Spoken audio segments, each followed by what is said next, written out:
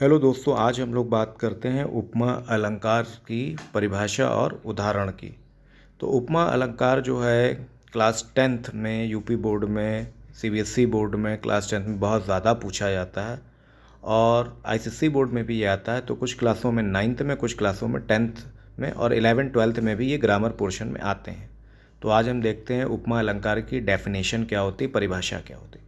उपमा जो शब्द होता है उसका अर्थ होता है तुलना, हिंदी में या इंग्लिश में बोले कंपैरिजन करना। तो उपमा अलंकार है क्या? आप जब हम किसी व्यक्ति या वस्तु की तुलना किसी अन्य व्यक्ति या वस्तु से करते हैं तो वहाँ पर क्या होता है, उपमा अलंकार होता है। ये सिंपल डेफिनेशन लिखनी है, यानी कंपैरिजन, यानी हम जैसे कंपैरिजन कर रहे हैं, ये लड़का उस लड़के से बड़ा है या छोटा है, तो ये क्या हुआ, दो कंपैरिजन कर रहे हैं। या कोई वस्तु की बात करें, ये पेंसिल जो है तुम्हारी छोटी है, वो पेंसिल उसकी देखो बड़ी है। तो ऐसे ही किसी लिविंग थिंग की और या नॉन लिविंग चीज़ों के बीच में क्या होता है, कंपैरिजन होता है, तुलना करी जाती है। तो सिंपल डेफिनेशन है, जब किसी व्यक्ति या वस्तु की तुलना किसी अन्य व्यक्ति या वस्तु से की जाती है तो वहाँ पर उपमा अलंकार होता है।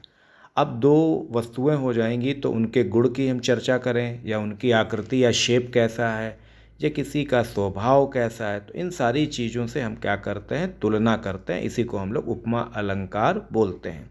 अब आगे हम लोग बात करते हैं, उपमा अलंकार के 4 अंग होते हैं: उपमान, उपमेय, साधारण धर्म, वाचक। ये जानना बहुत ज़रूरी है कि क्या होता है। तो ज़्यादातर डेफिनेशन और उदाहरण और स्पष्टीकरण ही पूछा जाता है, लिखने को आता है, पर इसका भी नॉलेज आपको होना चाहिए।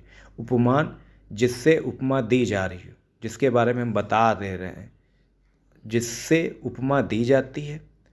उपमेय, जिसके लिए उपमा दी जाती है, ये चीज़ें याद रखनी है।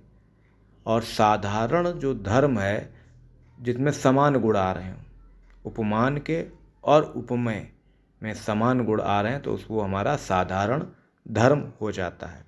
वाचक, उपमान और उपमेय के बीच में जो समानता दर्शाते हैं हम लोग, सामूहिक रूप से जो होती है समानता उपमान और उपमेय में, उसको हम क्या बोलते हैं, हम लोग वाचक बोलते हैं। तो इनकी भी जानकारी आपको होना बहुत ज़रूरी है।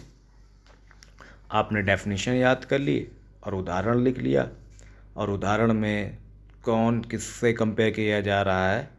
तो जैसे हरिपद कोमल कमल से, यानी हरिपद, हरि के पैर जो हैं, हरिपद कोमल, कमल, कमल की तरह कोमल है, हरि के पद यानी पैर। तो वो क्या हो रहा है, यहाँ कंपैरिजन किया जा रहा है।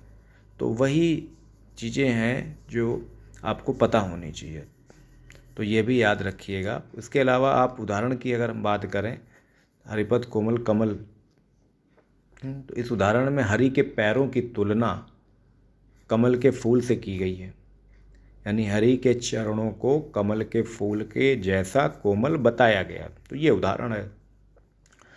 इसके अलावा दूसरा भी उदाहरण दिया है, तो दोनों में से कोई आप एक याद कर लें। कर कमल सा कोमल है, चाहे ये याद कर लें चाहे ऊपर वाला याद कर लें। बस एग्ज़ाम में आपको डेफिनेशन लिखने को आएगी और एक उदाहरण आएगा, तो ये सब आपको याद है। दूसरे वाले उदाहरण में जैसे कर कमल सा कोमल है, यहाँ कर उपमेय है, कमल उपमान है, कोमल साधारण धर्म है, और सा शब्द जो है वो वाचक शब्द है। जब किन्हीं दो वस्तुओं की उनके एक समान धर्म की वजह से तुलना की जाती है तो वहाँ पर उपमा अलंकार होता है। तो आपको ये वीडियो कैसा लगे तो लाइक, सब्सक्राइब, शेयर करिएगा और अच्छे से याद कर लिए। बोर्ड में 2 नंबर का आने वाला ये क्वेश्चन है। 10th में भी और 12th में भी हिंदी के पेपर में उपमा अलंकार जरूर पूछा जाता है। तो आप उसकी परिभाषा याद करें, उदाहरण याद करें, और आपको 2 नंबर आसानी से मिल जाएंगे। Okay, thank you.